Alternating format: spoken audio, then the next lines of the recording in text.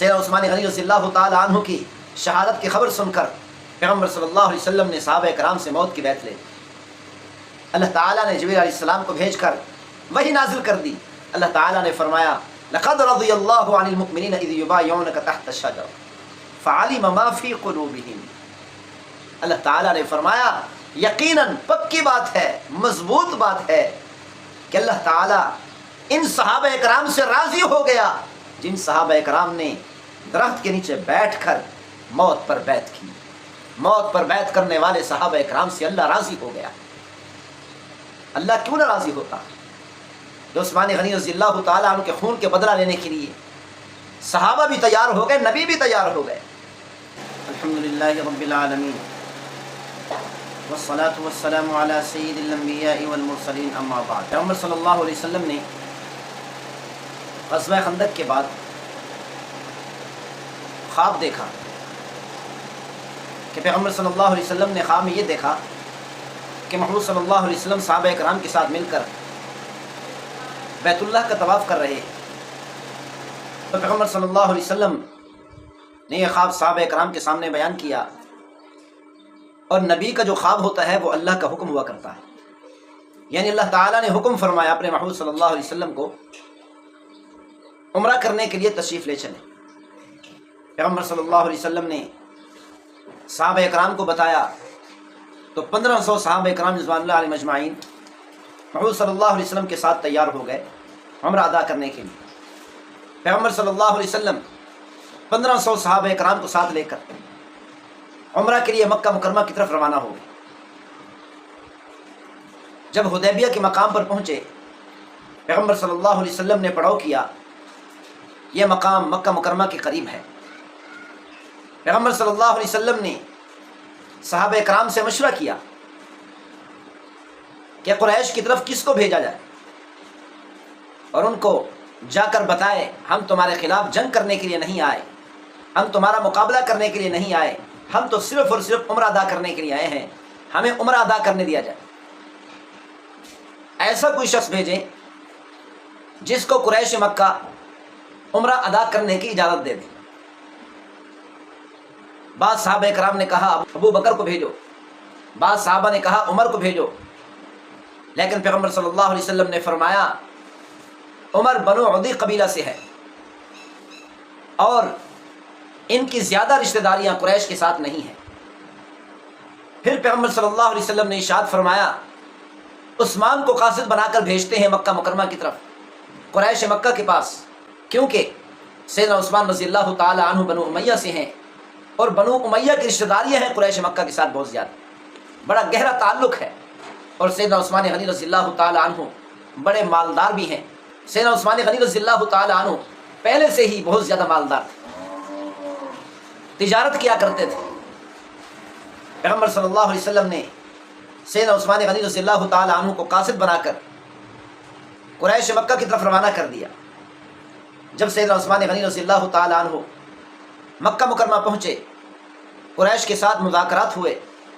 ان مذاکرات میں قریش مکہ نے کہا ہم اس سال آپ کو عمرہ ادا نہیں کرنے دیں گے، کیونکہ اگر ہم اس سال آپ کو عمرہ ادا کرنے دیں پورے عرب کے اندر مشہور ہو جائے گا کہ یہ قریش مکہ مسلمانوں سے خوف زدہ ہو گئے، مسلمانوں سے ہار گئے، مسلمانوں کا مقابلہ نہیں کر سکتے تھے، اسی لیے قریش مکہ نے مسلمانوں کو عمرہ ادا کرنے دیا۔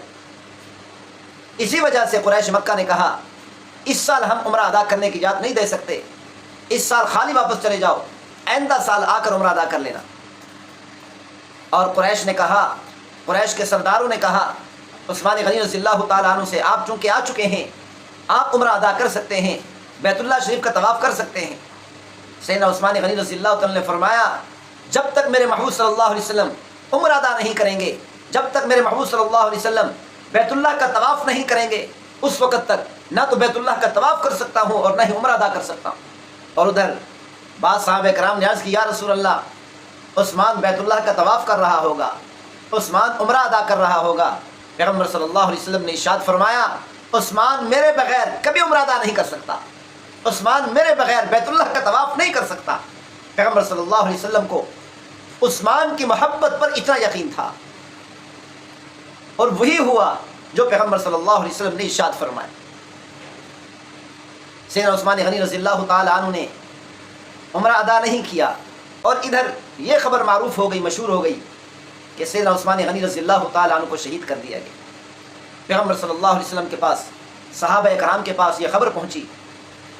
پیغمبر صلی اللہ علیہ وسلم نے صحابہ کرام کو جمع فرمایا۔ پیغمبر صلی اللہ علیہ وسلم نے صحابہ کرام کے سامنے جنگ کا اعلان کر دیا۔ محمد صلی اللہ علیہ وسلم نے فرمایا، آؤ میرے ہاتھ پر موت کی بیعت کرو، میرے ہاتھ پر موت کی بیعت کرو۔ ہم اس وقت تک پیچھے نہیں ہٹیں گے جب تک ہم عثمان کے خون کا بدلہ نہیں لیں گے۔ پیغمبر صلی اللہ علیہ وسلم نے صحابہ اکرام سے موت کی بیعت لی۔ پیغمبر صلی اللہ علیہ وسلم کے دست مبارک پر تمام صحابہ اکرام نے ہاتھ رکھا۔ ادھر سے اللہ تعالیٰ نے وحی نازل کر دی۔ اللہ تعالیٰ نے فرمایا، میرے محبوب صلی اللہ علیہ وسلم، ید اللہ فوق ایدیہم، ان تمام ہاتھوں کے اوپر اللہ کا ہاتھ ہے۔ اللہ کا ہاتھ کیسے ہے؟ کما یلیق بشان، صحابہ کرام کے ہاتھوں کے نیچے نبی کا ہاتھ اور اوپر اللہ کا ہاتھ۔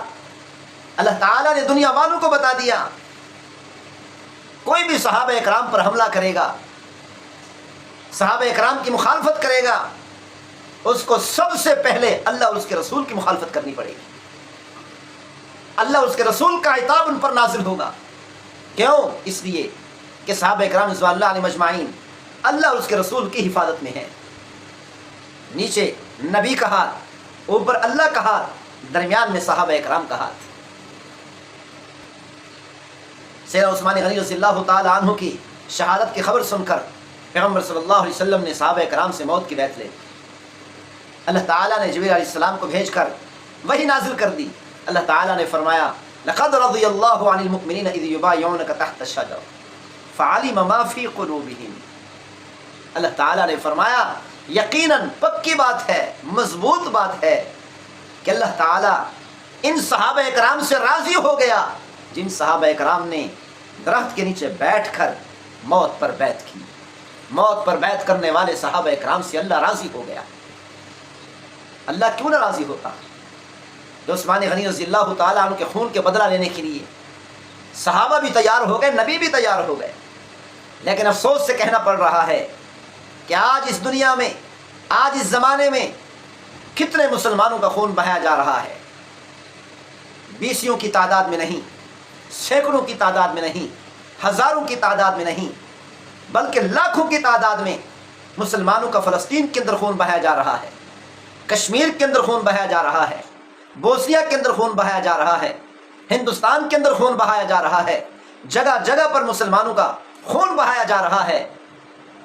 لیکن آج امت مسلمہ ان لاکھوں کی تعداد میں شہید ہونے والے مسلمانوں کا خون کا بدلہ لینے کے لیے تیار نہیں ہے۔ آج پوری امت مسلمہ غفلت کی نیند میں سو رہی ہے، حتیٰ کہ اس دور کے اس امت کے علماء کرام بھی، جن کو سب سے پہلے جاگنا چاہیے تھا۔ صحابہ کرام کو کس نے کہا؟ پیغمبر نے کہا، نبی نے کہا، آؤ خون کا بدلہ لینے کے لیے، عثمان کے خون کا بدلہ لینے کے لیے میرے ہاتھ پر موت کی بیعت کرو۔ صحابہ کرام نے موت کی بیعت کر لی، اور آج علماء کرام نبی کے وارث ہیں۔ وارث ہونے کے ناطے علماء کرام کا حق بنتا تھا، علماء کرام پر لازم ہے کہ علماء کرام پوری امت مسلمہ سے، تمام مسلمانوں سے موت کی بیعت لیں اور کہیں اس وقت تک ہم پیچھے نہیں ہٹیں گے جب تک فلسطین کے اندر مسلمانوں کے خون کا بدلہ نہیں لیں گے، جب تک کشمیر کے اندر شہید ہونے والے مسلمانوں کے خون کا بدلہ نہیں لیں گے، جب تک بوسنیا کے اندر شہید ہونے والے مسلمانوں کے خون کا بدلہ نہیں لیں گے، جب تک ہندوستان کے اندر شہید ہونے والے مسلمانوں کا خون کا بدلہ نہیں لیں گے، اس وقت تک ہم پیچھے نہیں ہٹیں گے۔ آج بھی اللہ یہ کہہ دے گا مسلمانوں کو دیکھ کر کہ علماء کرام امت مسلمہ سے موت کی بیعت لے رہے ہیں اور امت مسلمہ موت کی بیعت کر رہی ہے۔ اللہ بھی کہہ اٹھے گا، لقد رضی اللہ عن المؤمنین اذ یبایعونک۔ اللہ بھی کہہ دے گا، یقیناً اللہ ان سے راضی ہو گیا جنہوں نے موت کی بیعت کی۔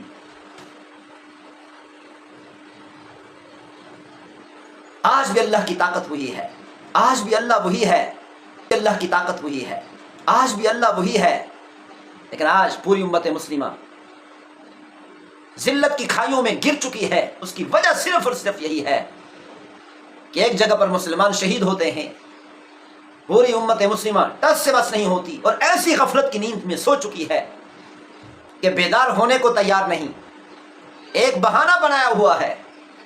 آج کل کے علماء اکرام نے عذر پیش کر رہے ہیں کہ مدارس ہیں، مدارس ختم ہو جائیں گے، مدارس کا خاتمہ ہو جائے گا۔ اللہ کی قسم مدارس بڑھیں گے، خاتمہ نہیں ہو سکتا، مدارس کا خاتمہ نہیں ہو سکتا جہاد سے، بلکہ مدارس اور زیادہ بڑھیں گے۔ امت مسلمہ کے اندر شعور پیدا ہوگا، احساس پیدا ہوگا، امت مسلمہ اعمال پر اور زیادہ آئے گی۔ اور آج پر یہ بھی کہا جاتا ہے کہ پہلے جی ایمان بناؤ، پہلے ایمان بناؤ، پہلے ایمان مضبوط کرو پھر جہاد میں جاؤ۔ یہ بھی حقیقت ہے، اس وقت تک ایمان مضبوط ہو ہی نہیں سکتا، جتنی مرضی ساری رات تہجد کی نمازیں پڑھیں، 24 گھنٹے قرآن مجید کی تلاوت کریں، اتنا ایمان مضبوط نہیں ہو سکتا جتنا ایمان مضبوط ایک مجاہد کا ہوتا ہے میدان جہاد میں۔ میدان جہاد میں جہاد کرنے والے مسلمان کا ایمان جتنی مضبوط ہوتا ہے، اتنا ایمان مضبوط اپنے گھر میں بیٹھ کر تہجد پڑھنے والے کا بھی نہیں ہو سکتا۔ یہ آنکھوں سے دیکھا گیا ہے، کانوں سے سنا گیا ہے، یہ ایسے بات نہیں کر رہے، ایمان کی مضبوطی کو دیکھا ہے، ایمان کی مضبوطی کو سنا ہے۔ جتنے بھی تہجد پڑھنے والے ہیں، ہاں جی، دشمن حملہ کر دیں، ٹانگوں کے اندر راشا طاری ہو جائے گا، کپ کپی طاری ہو جائے گی، کھڑا ہونا بھی مشکل ہو جائے گا، لیکن ایک مجاہد جب میدان جہاد میں کھڑا ہوتا ہے، اس دور میں بھی جتنی ہی خوفناک دشمن کا حملہ ہو، مجاہد کو کبھی خوف نہیں آتا، ہنستا ہے، مسکراتا ہے، مسکراتے ہوئے جہاد کرتا ہے۔ ہمارا ایمان مضبوط اس وقت تک ہو ہی نہیں سکتا جب تک ہم میدان جہاد میں نہیں اتریں۔ صحابہ کرام کا ایمان مضبوط ہوا جب وہ میدان جہاد میں اترے، اس سے پہلے بھی ایمان مضبوط تھا، لیکن اس ایمان کے کیا کہنے جب میدان جہاد میں اترے تھے۔ میدان جہاد میں اترنے کے بعد جتنا ایمان مضبوط ہوا، اس سے پہلے اتنا نہیں تھا۔ جیسے جیسے جہاد بڑھتا گیا، ایمان کی مضبوطی بڑھتی چلی، حتیٰ کہ اللہ تعالیٰ نے قرآن مجید فرقان حمید کے اندر کہہ دیا، اولئک الذین امتحن اللہ قلوبہم للتقوی، کہ اللہ تعالیٰ صحابہ کرام کے ایمان کا امتحان لیا، دلوں کا امتحان لیا۔ آج ممتحن امتحان لیتا ہے زہری چیز کا، ممتحن امتحان لیتا ہے قرآن مجید کی تلاوت کا، کہ اس بچے نے قرآن مجید کتنا یاد کیا۔ آج ممتحن امتحان لیتا ہے کہ عالم بننے والے نے کتنی محنت کی ہے۔ اللہ فرماتے ہیں، میں نے صحابہ کرام کے دلوں کا امتحان لیا، میں نے دلوں کے اندر جھانک کر دیکھا، صحابہ کرام کے دلوں کے اندر، صحابہ کرام کے دل تقوی سے بھرپور تھے، تقوی سے بھرے ہوئے تھے۔ میدان جہاد میں ہی تقوی آتا ہے، میدان جہاد میں ہی ایمان مضبوط ہوتا ہے۔ اسی لیے پیغمبر صلی اللہ علیہ وسلم مدنی زندگی میں صحابہ کرام نے پوری زندگی میں جہاد کیا ہے، جہاد کیا ہے، اور یہ خبر دی ہے کہ قیامت تک آنے والی امت اس وقت تک ان کی عزت نہیں بن سکتی جب تک وہ میدان جہاد میں نہیں اتریں گے۔ ایک جاسوس، قریش مکہ نے ایک جاسوس بھیجا، بڑا سمجھدار تھا، عرب کے اندر بڑا، قریش کے اندر، مکہ مکرمہ کے اندر وہ سمجھداری میں بڑا معروف تھا، بڑا مشہور تھا۔ بڑے سمجھدار آدمی کو بھیجا کہ جاؤ جاسوسی کر کے آؤ مسلمانوں کی۔ جاسوسی کرنے آیا، جب وہ کئی دن جاسوسی کرتا رہا، کئی دنوں کے بعد واپس گیا، جا کر بتایا کہ جیسے محمد صلی اللہ علیہ وسلم بادشاہ ہیں، ایسے بادشاہ میں نے آج تک کبھی تک نہ، ایسے بادشاہ آج تک میں نے نہ تو کبھی سنا اور نہ ہی کبھی دیکھا۔ محمد صلی اللہ علیہ وسلم ایسے بادشاہ ہیں کہ ان کی عوام اتنی محبت کرتی ہے، اتنی محبت کرتی ہے اپنے بادشاہ سے، میں نے آج تک کبھی نہیں سنا اور نہ ہی کبھی دیکھا کہ کسی عوام نے اتنی اپنے بادشاہ سے محبت کی ہو۔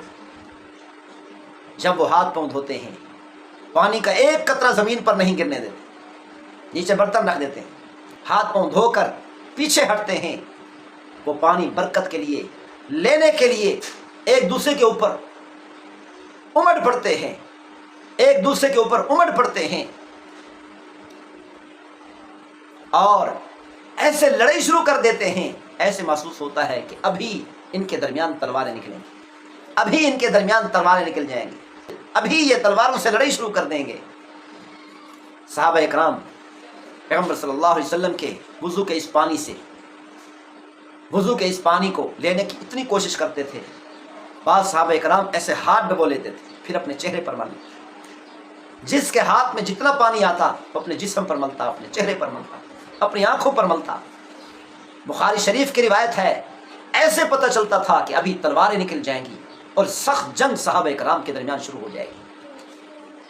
پیغمبر صلی اللہ علیہ وسلم تھوک مبارک زمین پر ڈالتے تھے، صحابہ کرام نیچے نہیں جانے دیتے تھے، اپنے ہاتھوں پر لے لیتے اور اپنے چہرے پر مل لیتے تھے، اپنے جسم پر مل لیتے تھے۔ ایک مرتبہ ایک صحابی کو فرمایا کہ کسی وجہ سے، کسی مجبوری کی وجہ سے پیغمبر صلی اللہ علیہ وسلم نے رات کو ایک برتن کے اندر قضاء حاجت کی، اپنی ضرورت پوری کی، تو پیغمبر صلی اللہ علیہ وسلم نے صبح کے وقت صحابی کو فرمایا اس کو باہر ڈال کے آؤ۔ اس صحابی نے لیا، باہر گئے اور پی گئے۔ واپس آئے، پیغمبر صلی اللہ علیہ وسلم نے پوچھا کیا باہر ڈال کے آئے ہو؟ عرض کی یا رسول اللہ میں تو پی گیا۔ پیغمبر صلی اللہ علیہ وسلم نے فرمایا ایسا جسم جس کے اندر میرا جسم کا کوئی حصہ جائے، جہنم کی آگ تو آگ، دھواں بھی اس پر حرام ہے۔ اسی طرح ایک مرتبہ پیغمبر صلی اللہ علیہ وسلم نے ایک باندی کو برتن دیا، ایک مرتبہ پیغمبر صلی اللہ علیہ وسلم نے کرایا، خون نکلا گندا اور ایک برتن کے اندر ڈالا ہوا تھا، پیغمبر صلی اللہ علیہ وسلم نے صحابی کو فرمایا باہر ڈال کے، پی گئے۔ یہ تھی صحابہ کرام کی محبت۔ پیغمبر صلی اللہ علیہ وسلم جب بھی اپنے بال کٹواتے تھے، بال چھوٹے کراتے تھے، تو صحابہ کرام وہ بال بطور تبرک کے اپنے پاس رکھ لیتے تھے اور اپنے درمیان تقسیم کر لیتے تھے۔ یہ تھی صحابہ کرام کی محبت پیغمبر صلی اللہ علیہ وسلم سے۔ تو اس جاسوس نے جا کر مکہ مکرمہ میں قریش مکہ کو بتایا کہ یہ عوام اپنے بادشاہ سے اتنی محبت کرتی ہے، آج تک ایسی محبت میں نے کبھی نہیں دیکھی۔ تم اس بادشاہ کے مقابلے میں، اس عوام کے مقابلے میں کبھی نہیں جیت سکتے، جنگ کبھی نہ کرنا، سلو کر لو۔ اگر تم نے جنگ کی تم ہار جاؤ گے، کبھی نہیں جیت سکتے۔ تو قریش مکہ سلو کرنے کے لیے تیار ہو گئے، پیغمبر صلی اللہ علیہ وسلم کے پاس آئے، محمد صلی اللہ علیہ وسلم نے فرمایا ٹھیک ہے صلح کرتے ہیں۔ صلح کی، قریش مکہ نے سخت سے سخت شرط رکھ دی اور کہا کہ اس سال پیچھے چلے جاؤ، مدینہ عمرہ واپس چلے جاؤ بغیر عمرہ ادا کی، آئندہ سال آنا اور آ کر عمرہ ادا کر لینا۔ اگر کوئی ہمارا آدمی مکہ مکرمہ سے مسلمان ہو کر مدینہ منورہ آئے گا تو آپ پر لازم ہوگا کہ آپ اس مسلمان کو اب واپس کریں گے۔ اگر تمہارا کوئی آدمی ہمارے پاس آ گیا ہم واپس نہیں کریں گے۔ پیغمبر صلی اللہ علیہ وسلم نے اتنی سخت شرط کو بھی مانا، سخت شرائط کو مانا۔ صحابہ اکرام بے چین تھے، پریشان تھے۔ صحابہ اکرام نے عرض کی یا رسول اللہ ہم جنگ کرنے کے لیے تیار ہیں، اپنی جانیں قربان کرنے کے لیے تیار ہیں، خدا را اتنی سخت شرائط نہ مانیں، تسلیم نہ کریں۔ پیغمبر صلی اللہ علیہ وسلم نے فرمایا مجھے اللہ کا حکم ہے۔ عمر رضی اللہ عنہ نے یہاں تک کہہ دیا یا رسول اللہ کیا ہم حق پر ہیں؟ پیغمبر صلی اللہ علیہ وسلم نے فرمایا بالکل حق پر ہیں۔ تو عرض کی یا رسول اللہ پھر موت سے کیوں ڈر رہے ہیں، جنگ سے پیچھے کیوں ہٹ رہے ہیں، زیادہ سے زیادہ ہم شہید ہو جائیں گے۔ صلح ہو گئی۔ صلح ہو جانے کے بعد پیغمبر صلی اللہ علیہ وسلم نے صحابہ اکرام کو حکم فرمایا کہ اپنے احرام کھول دو، حل کرا دو، اپنی قربانیاں ذبح کر دو۔ کوئی صحابی یہ کام کرنے کے لیے نہیں اٹھا۔ پیغمبر صلی اللہ علیہ وسلم نے دوسری بار ارشاد فرمایا احرام کھول دو، اپنے حل کراؤ، اپنی قربانیاں ذبح کر دو۔ کوئی صحابی آگے نہیں بڑھا۔ پیغمبر صلی اللہ علیہ وسلم نے تیسری بار حکم فرمایا، صحابہ آگے نہیں بڑھے۔ پیغمبر صلی اللہ علیہ وسلم پریشان ہو گئے، خیمے میں تشریف لائے۔ ام سلمہ رضی اللہ تعالیٰ عنہا پیغمبر صلی اللہ علیہ وسلم کی زوجہ مطہرہ موجود تھی، ان کو حال سنایا، دیکھو میرے کسی صحابی نے، میرے کسی شاگرد نے میری بات نہیں مانی۔ پیغمبر صلی اللہ علیہ وسلم سے عرض کی زوجہ مطہرہ نے، یہ زوجہ مطہرہ بڑی دانا تھی، عرض کی یا رسول اللہ آپ کو پریشان ہونے کی ضرورت نہیں، یہ صحابہ آپ پر اب بھی اپنی جان قربان کرنے کے لیے تیار ہیں، پروانوں کی طرح جلنے کو تیار ہیں۔ آپ ان کو حکم نہ کریں، آپ خیمے سے باہر تشریف لے جائیں اور جا کر اپنا احرام کھول دیں، حل کرائیں، اپنی قربانی ذبح کریں۔ آپ کو دیکھ کر تمام صحابہ اکرام پروانوں کی طرح اڑ کے آئیں گے اور وہ بھی اپنا احرام کھول دیں۔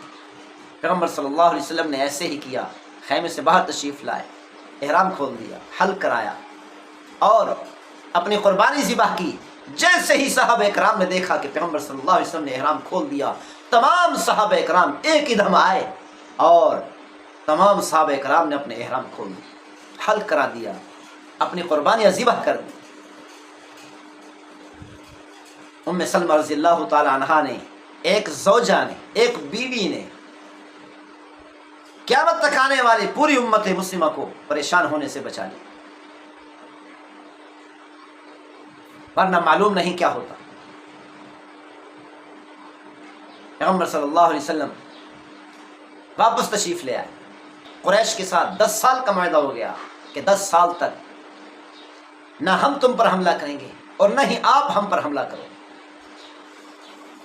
10 سالوں تک کوئی جنگ نہیں ہوگی، مضبوط معاہدہ ہو گیا۔ پیغمبر صلی اللہ علیہ وسلم جب واپس تشریف لائے، محمد صلی اللہ علیہ وسلم نے دیکھا کہ اب عرب کی طرف سے کوئی جنگ کا خطرہ نہیں ہے، عرب کی طرف سے کوئی پریشانی کا خطرہ نہیں ہے۔ پیغمبر صلی اللہ علیہ وسلم نے اس موقع کو غنیمت جانتے ہوئے محمد صلی اللہ علیہ وسلم نے بڑے بڑے ممالک کے اندر بڑے بڑے بادشاہوں کو خطوط لکھنے شروع کر دیے۔ پیغمبر صلی اللہ علیہ وسلم نے حبشہ کی طرف خط لکھا، جہاں پر مدینہ منورہ کی طرف ہجرت کرنے سے پہلے صحابہ اکرام ہجرت کر کے تشریف لے گئے، اور حبشہ کے بادشاہ نے، وہ عیسائی تھا، حبشہ کا عیسائی بادشاہ تھا، کرسچن تھا، اس نے جب صحابہ اکرام مکہ مکرمہ سے حبشہ کی طرف ہجرت کر کے تشریف لے گئے تھے، تو اس وقت حضرت جعفر رضی اللہ تعالی عنہ نے بادشاہ کے سامنے اور وزراء کے سامنے سورہ مریم پڑھ کر سنائی تھی۔ تو اس وقت حبشہ کا بادشاہ اور تمام وزراء سورہ مریم سنتے رہے اور روتے رہے، حتیٰ کہ ان کی داڑیاں ان کے آنسو سے تر ہو گئی۔ حبشہ کا بادشاہ تو پیغمبر صلی اللہ علیہ وسلم سے، اسلام سے پہلے سے ہی متاثر تھا۔ محمد صلی اللہ علیہ وسلم کا خط مبارک جب وہاں پر پہنچا، اس بادشاہ نے پیغمبر صلی اللہ علیہ وسلم کے خط مبارک کو اپنی آنکھوں پر رکھا، بوسہ دیا اور اسلام قبول کر لیا، مسلمان ہو گیا، پیغمبر صلی اللہ علیہ وسلم کا غلام بن گیا۔ اسی طرح پیغمبر صلی اللہ علیہ وسلم نے روم کے بادشاہ کی طرف، ہرقل کی طرف بھی اپنا قاصد بھیجا، اپنا خط مبارک بھیجا۔ ایک صحابی رضی اللہ تعالیٰ عنہ ہرقل کے پاس پیغمبر صلی اللہ علیہ وسلم کا خط مبارک لے گئے، ان کو پیش کیا، تو اس بادشاہ نے، روم کے بادشاہ نے وہ خط پڑھا، تمام وزراء کے سامنے وہ خط پڑھا گیا۔ عرب سے ہے یا عجم سے؟ تو بتایا محمد صلی اللہ علیہ وسلم عرب سے۔ پھر پوچھا ان پر ایمان لانے والے امیر ہیں یا غریب ہیں، بادشاہ ہیں یا عوام ہیں؟ ابو سفیان نے کہا بالکل غریب لوگ ہیں، غلام لوگ ہیں۔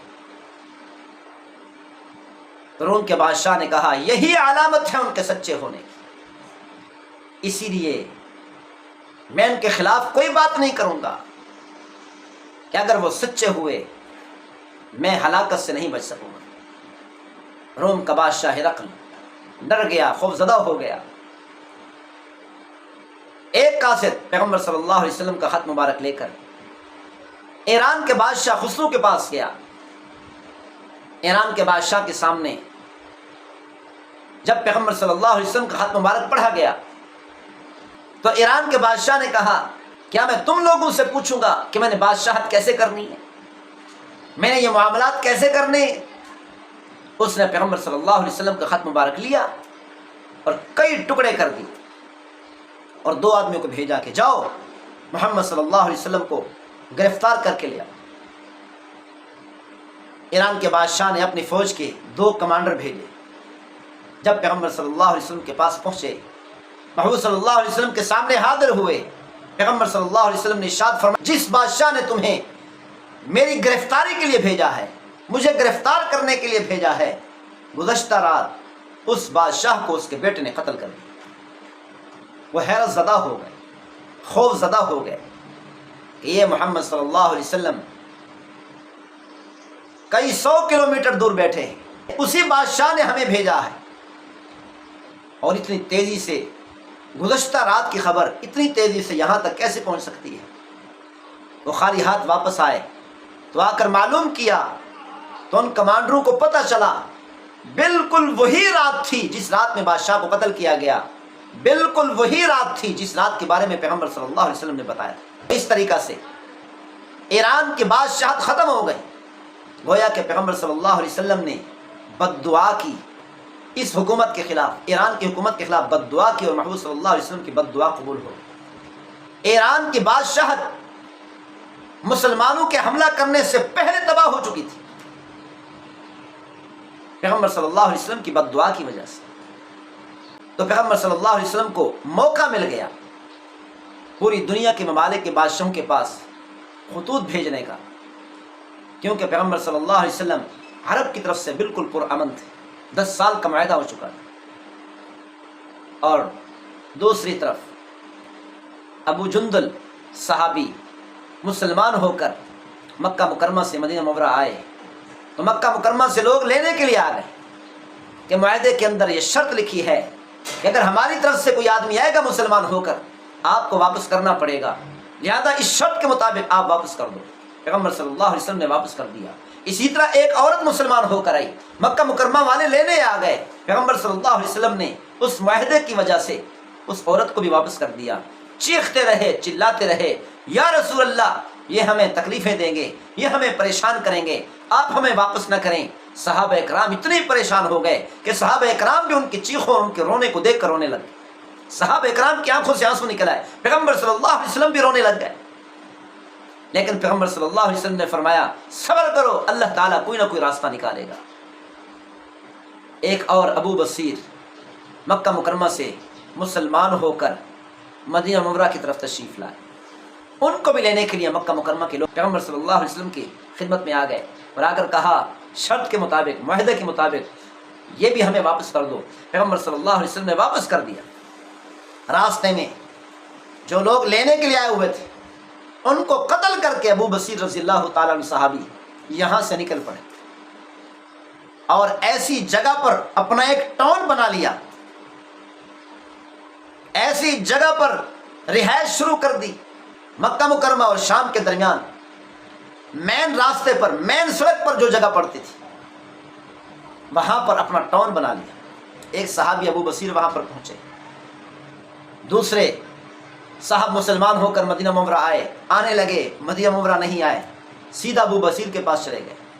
تیسرے آدمی مسلمان ہو کر وہ بھی ابو بصیر کے پاس چلے گئے۔ اس طرح کرتے کراتے پورا ایک ٹاؤن بن گیا، پوری ایک جماعت بن گئی، بڑی مضبوط جماعت بن گئی۔ اور ایسی جگہ پر جو مکہ مکرمہ کے درمیان مین روڈ پر تھی، تو اب مسلمانوں کی وہ جماعت کافروں کے قافلوں پر حملہ کرنے لگی، وہ کافروں کے قافلوں کو لوٹنے لگی۔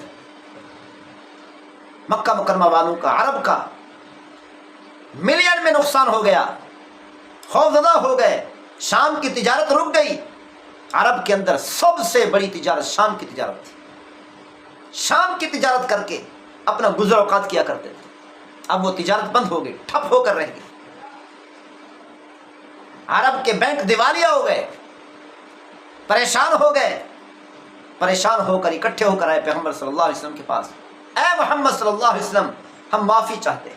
یہی شرط، یہی معاہدہ پورے عرب کے گلے کا پھندا بن گیا، اور آ کر ہاتھ جوڑے اور کہا اے محمد صلی اللہ علیہ وسلم اپنی اس جماعت کو اپنے پاس واپس بلا لیں، یہ جماعت ہمیں جینے نہیں دیتی، یہ جماعت ہمیں تجارت کرنے کے لیے مال نہیں بھیجنے دیتی، قافلے نہیں بھیجنے دیتی۔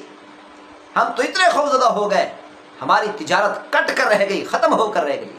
تو قریش مکہ کے لوگوں نے کہا اے محمد صلی اللہ علیہ وسلم ہم آپ سے مطالبہ نہیں کریں گے کہ ان لوگوں کو ہمارے پاس واپس بھیج دو، اپنے پاس رکھو، لیکن اپنے پاس بلا لو، وہاں سے بلا لو۔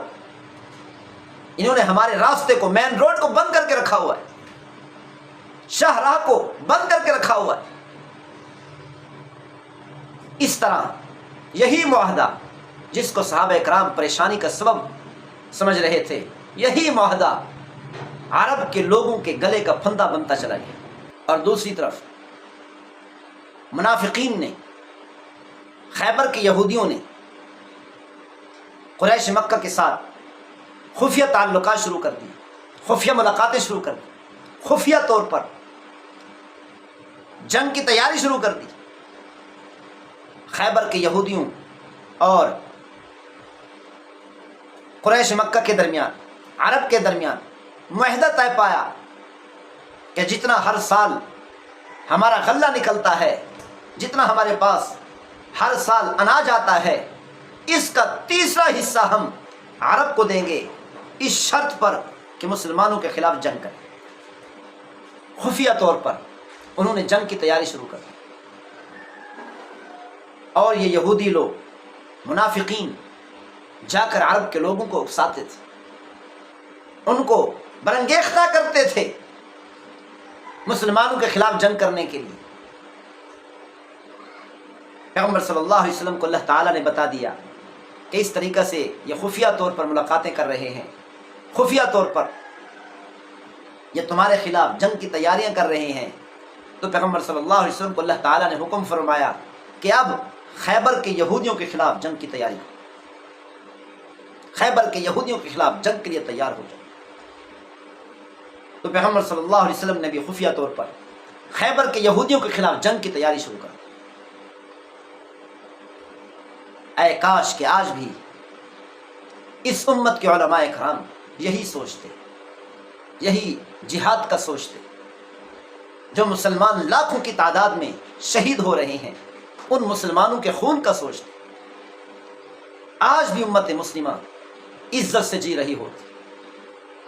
پوری دنیا میں دیکھیں، کسی جگہ پر بھی مسلمان عزت سے نہیں جی رہے، ذلت کی کھائی میں گرے ہوئے، گڑھے کے اندر گرے ہوئے۔ اس کی وجہ صرف یہی ہے کہ ہم مسلمانوں نے ایک دوسرے کا ساتھ دینا چھوڑ دیا۔ اللہ تعالی ہم سب کو عمل کرنے کی توفیق نصیب فرمائے۔ وما توفیقی الا باللہ۔